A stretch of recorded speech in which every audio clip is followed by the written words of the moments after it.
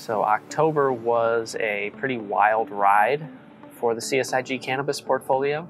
So it finished the month down about 25%, but it was definitely a classic case of buy the rumor, sell the fact in terms of right around the legalization date in Canada, which was October 17th.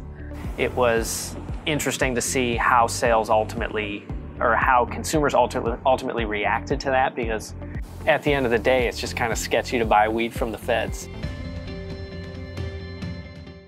No one was really sure how sales were going to go in the early going because the Canadian provincial governments had established themselves right in the middle of the supply chain, being the monopolistic purchasers from all the licensed producers and being the only sellers to retail outlets and direct to consumer.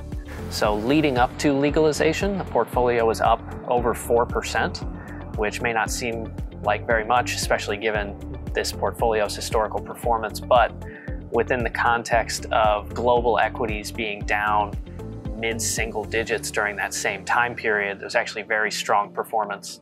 Especially saw the portfolio pick up a little bit as we headed into that legalization date on the 17th. Then following legalization, that's where we saw the sell the fact type of behavior. So from October 18th through the end of the month, the portfolio down about 29%. And there were some disappointing events. So it was expected that when Constellation Brands released earnings, they could potentially increase their stake in Canopy growth, and they ultimately did not. And then Aurora Cannabis made its debut, or moved up, if you will, to the New York Stock Exchange, and in its debut, the shares tumbled. The last piece that was a bit disappointing was analyzing the legal cannabis sales in Canada during the first few days and week of legalization. As the market matures in Canada, we think that is definitely going to benefit a lot of the growers that are in the portfolio.